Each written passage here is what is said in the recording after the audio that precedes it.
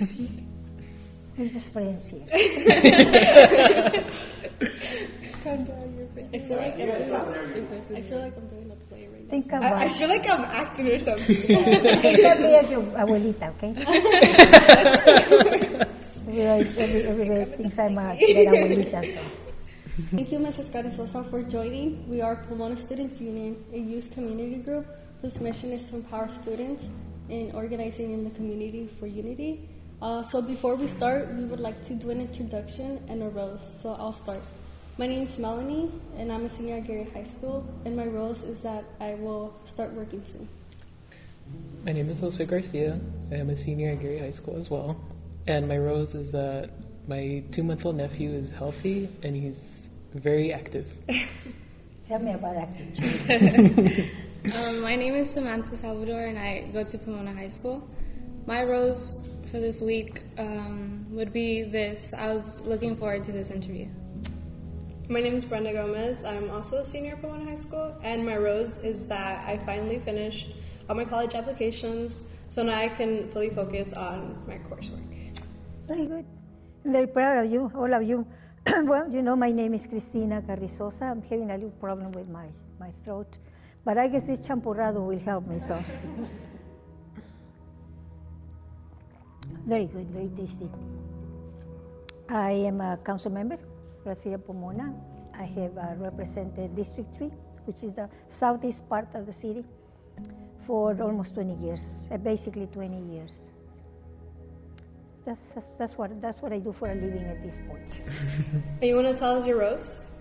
Pardon me? Your rose? Something good that happened during the week or something good that's going on. Oh, so many good things happened during the week. Most important, I'm still alive. I'm here on this planet. That counts for something. Let's see, days are so busy. Take care of the family, take care of the house. I attended a couple of meetings. I volunteered for about an hour or so, helping install smoke alarms in some homes in District 1. I actually go and introduce the volunteers and translate if needed. And what else did I do this week? Just about it.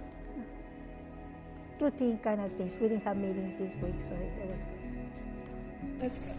So I'm going to start off with a question. So recently Pomona passed a SB 54 compliance ordinance, which basically makes a statement that Pomona supports the immigrant community. So reflecting back, I was wondering if you could tell us your story from when you decided to immigrate to the States to that very moment when the ordinance was passed unanimously. Talking about more than almost 60 years, okay? Well, when I decided to come to this country, it was at the invitation of an uncle that I have never seen. My father and him had separated during the revolution. They never saw each other again. Actually, they didn't even know each other because they were little kids. And eventually my uncle came to live in Pomona, and he had a desire to get to know his family, so he looked for us, he found me, and invited me to come to this country. He took care of all the paperwork according to the rules of the time, and that's how I came to this country. I came in my mind for 1 year. I was going to learn English and I was going to go back, like millions of people think, and one thing leads to another, and I'm still here. Got married 53 years ago. This week is going to be 53 years ago. Got married at Sacred Heart Church at the old Beta Center. Actually, Father Beta, you probably don't know about it, but he did officiate on the marriage. And then we initiated our family. At one point, my husband didn't have any job, so I went to work like most women do. And I did my share of different things, packing roses. At one point, I went to pick strawberries, which was very hard, very strenuous. And then my husband had a job, and I was able to remain in the house. And eventually, through opportunities that come through life, I ended up with a job as an instructional aide for the Pomona Unified School District. Before that, I was also a playground supervisor, one of the ladies with a whistle that told you to go back to the classroom, that I was one of them. Very hard job, by the way, badly paid. And I became an instructional aide for the Pomona Unified School District. And the district decided to create a program for bilingual children, actually monolingual children at the time. And people from the community were chosen to participate as instructional aides. So I was one of them, and my job was to basically repeat what the teacher was saying in English. I was doing it in Spanish. But they also, because there was a very, very limited amount of bilingual teachers at the time, talking about the late 60s, early 70s, there was an assembly bill that had some money, and they sent people to school. I was chosen, and I ended up going to Cal Poly. Did not finish because I became pregnant with my third child. And then after he was born, I went to Mount SAC, and I continued until I received my credential, my teaching credential, eventually my master's degree. And one day I decided to run for council. And frankly, I didn't think I was going to win, but I won. And the good people of District 3 has been electing me ever since. So in a nutshell, that's what my life in this country has been.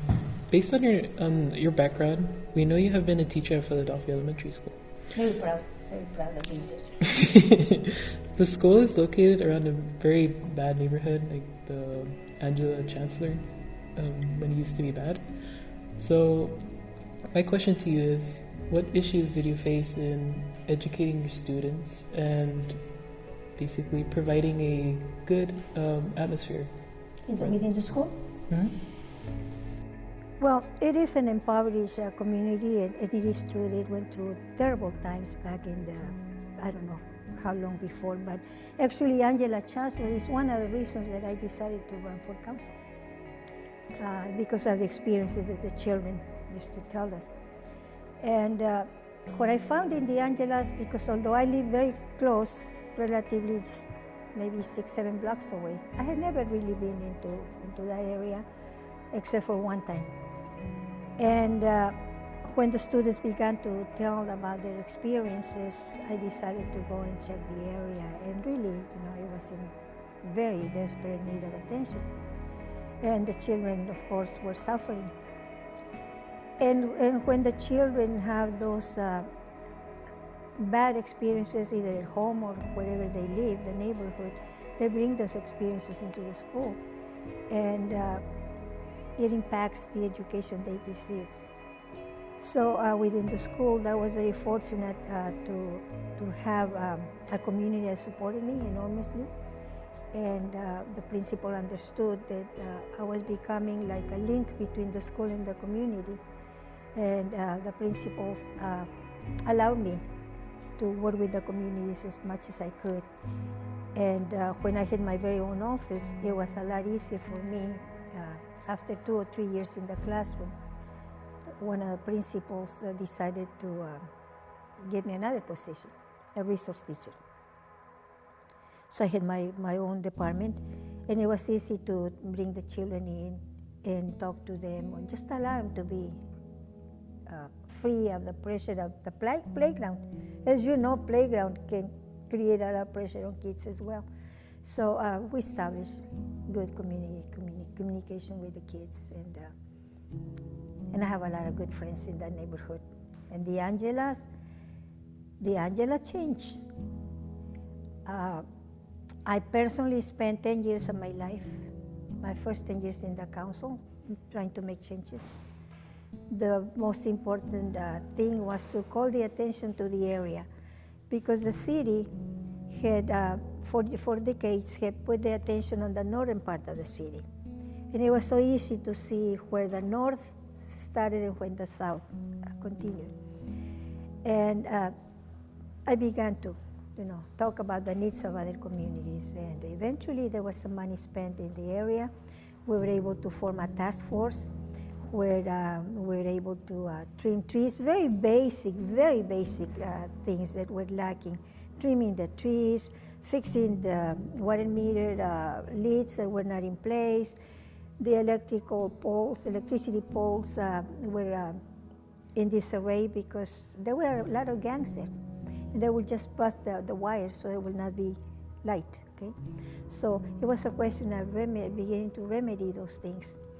But also, how do you work with the community? How do you instill on them the fact that you're so marginalized here, you need to integrate yourself into the rest of the city? Because there are families, at this point, there are families who've never been to downtown.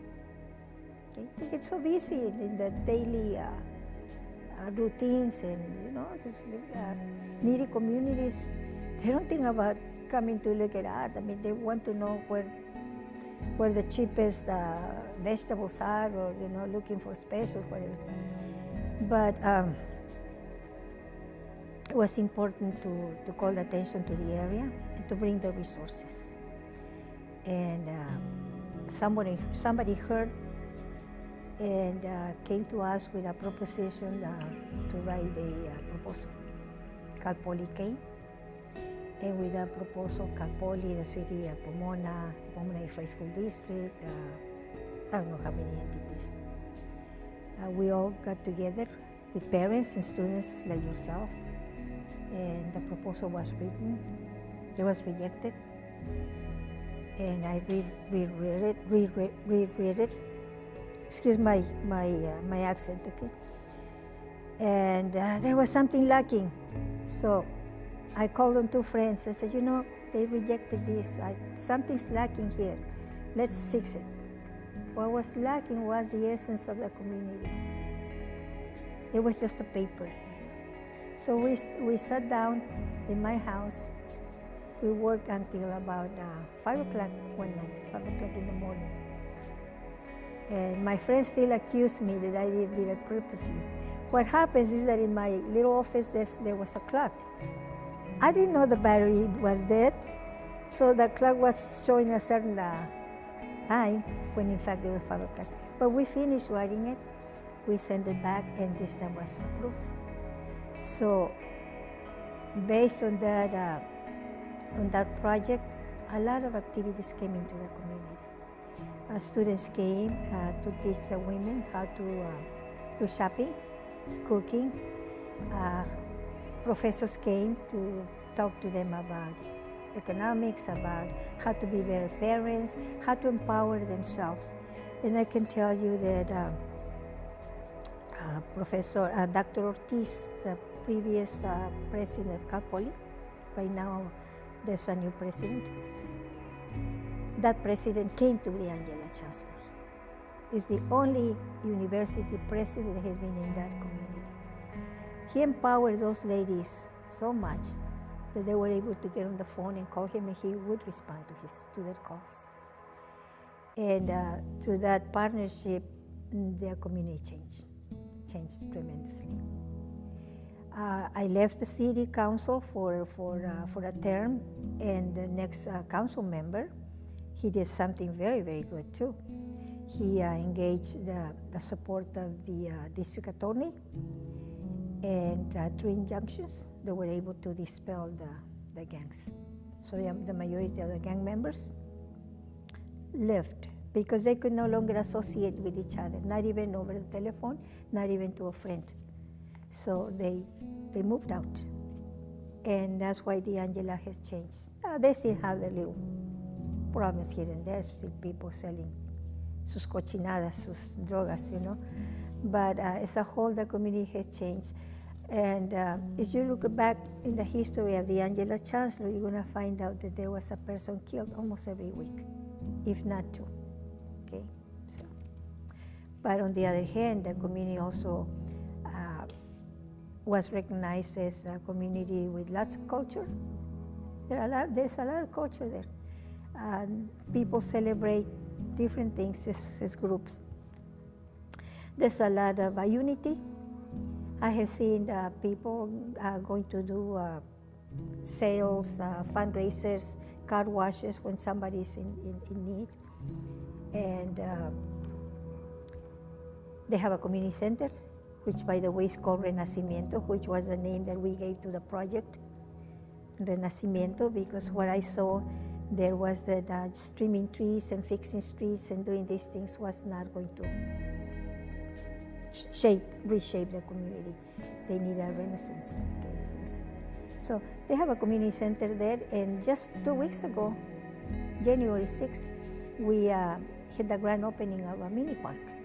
Very, very small park. I don't know if you have seen it, but it probably, you can feed it here. Very, very small. So, yeah. The perception of the Angela Chancellor is a bad neighborhood, unfortunately, will persist for many years soon. But hopefully, in time, it will disappear. So I've recently attended a few city council meetings, and I was able to witness a few histories. Well, Mrs. Carrizosa, you being in the council for the longest, what are some lessons you learned? I believe Mrs. Lance, who is no longer in the council, was a council member that spent more years in the council. Even if she's not there, I think she still has like four years over me. A lot of stuff has happened through these years. Some of it very hard, very painful. There have been so many changes. I had been working with several mayors, of course, different council members. And the Latino community didn't have a voice. That is the truth. Didn't have a voice. It was scary to go to city council meetings. I remember the first time I went to a council meeting as a city center, and I was going to speak about an issue that affected my home. And I was shaking. I was shaking because there wasn't anybody there that looked like me. At that time, they were mostly males. I think there was a female. Right now, there's 4 females, as you know. 4, yeah. We have gone through a lot.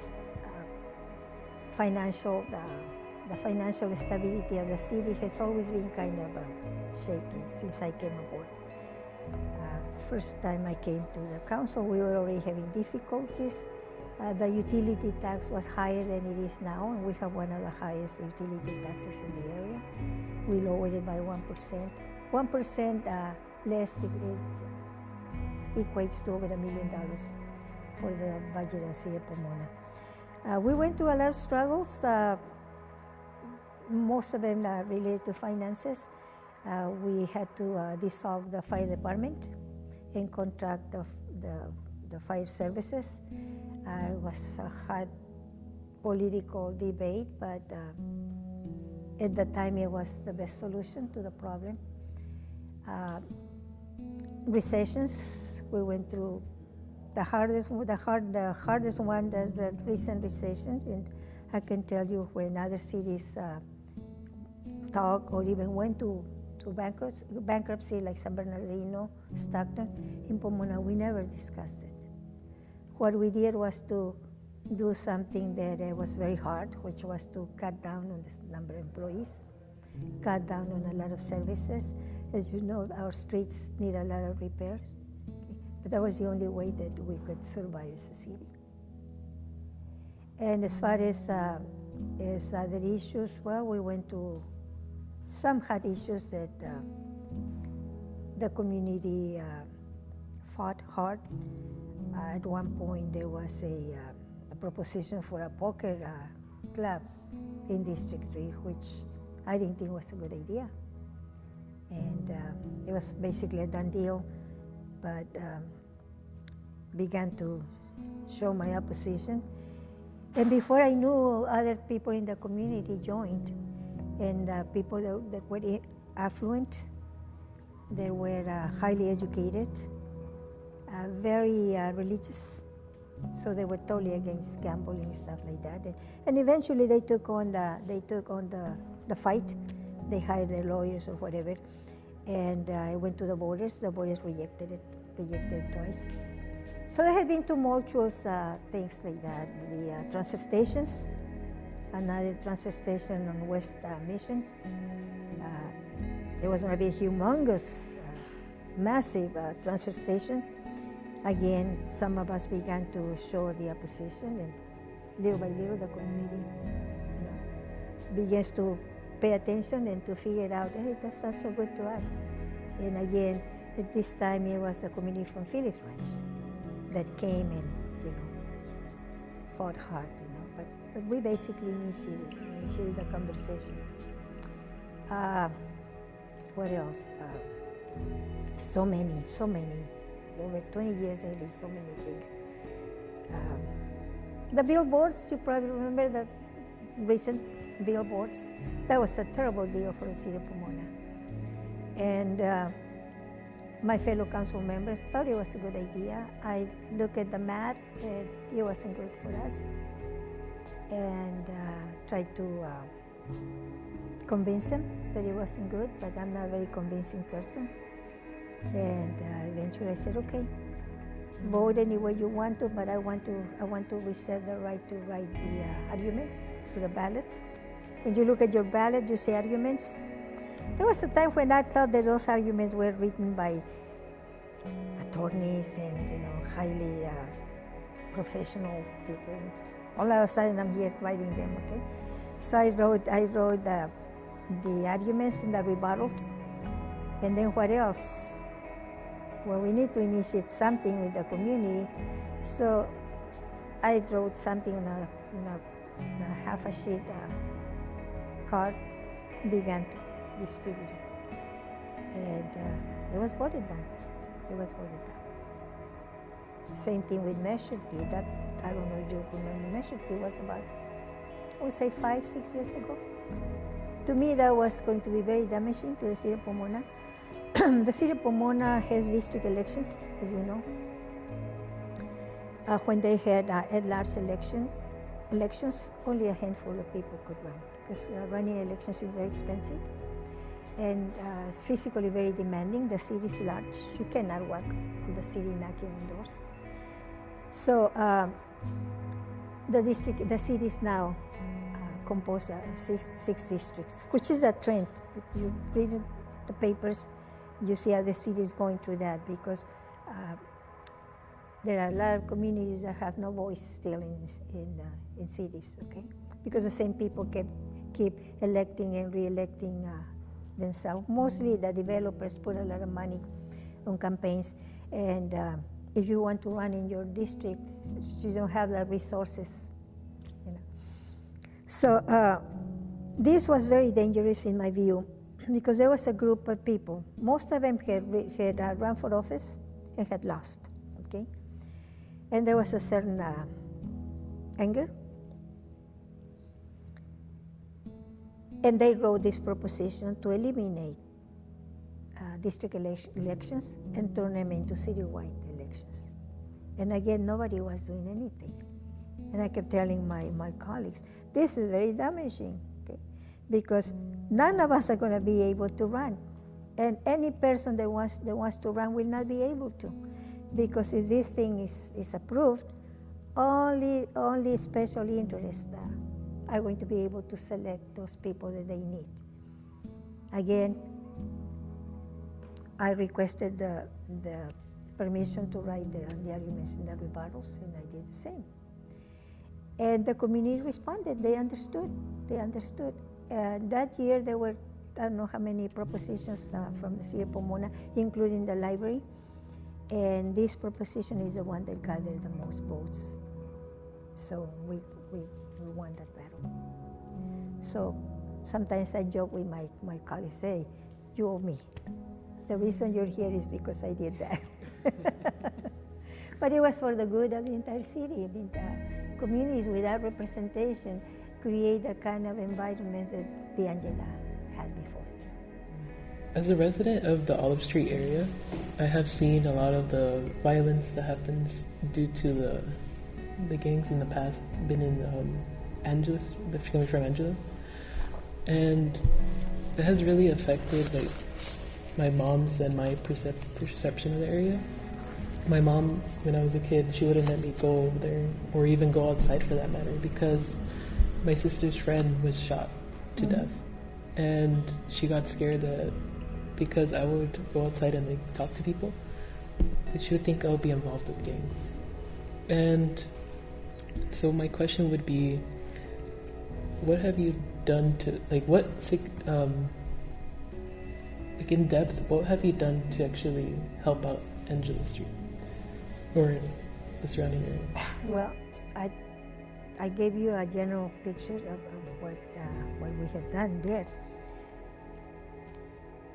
Right now, when we talk about the physical aspect of the area, if you go in there, you're going to see a neighborhood that I personally like.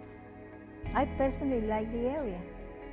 What happens is that there's a heavy concentration of people there, especially with the rents being so high. More than one family live in apartments. That creates an over-concentration of automobiles, an over-concentration of people. There's a lot of trash.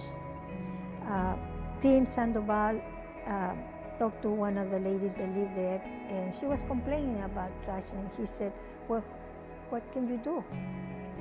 Can you form a group so we can help you clean up? And the lady said, okay. So every month, a group of people, including me, we go up there and clean up the area.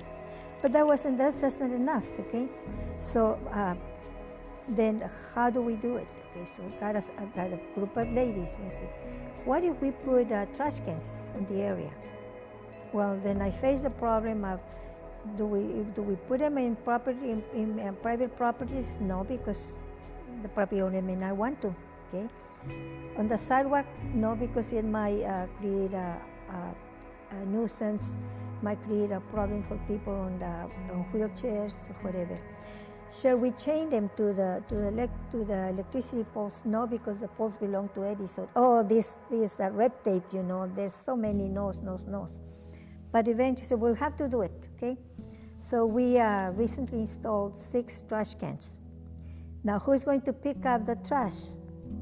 Well, the company that picks up the trash wanted $10,000 a year to do it. That's $1,000 a month, close to. No, it's too much money, okay? Well, how do we do it? 4 ladies decided, 6 ladies, we will do it. We will be in charge of collecting the bags and putting them on the trash bins. Well, these ladies have to be fingerprinted just to do that, because those are requirements. Given that the trash cans are purchased with money from the city of Pomona, okay? So, but they're going to do it. Actually, they are doing it right now, okay? So that's one simple aspect of what we're doing. The park was not just a whim, just a desire to have a park. The park plays a function there. The park came and the requested kids. Some of those kids are already in high school. They kept asking me, Mrs. Carrizosa, we don't have any place where to play. They wanted to play basketball and volleyball. It took me 7 years to get the funding and to be able to purchase the property which belonged to the Pomona Unified School District. They didn't want to let go of it until I was able to prove to a couple of board members that you guys are not going to use it for anything. There's nothing here, okay? So the park now plays a function. If you go up there, you're going to see families now. There's a place for the kids to play. The probability of those kids roaming the streets is getting less. Now they're not going to be so exposed to the hoodlums that are trying to get them into buying or using drugs or whatever. That's one thing. The park is there. The community has classes for the parents. They have ESL classes right now. We don't have money to pay for more activities, but we do have the recreation for the kids. Okay.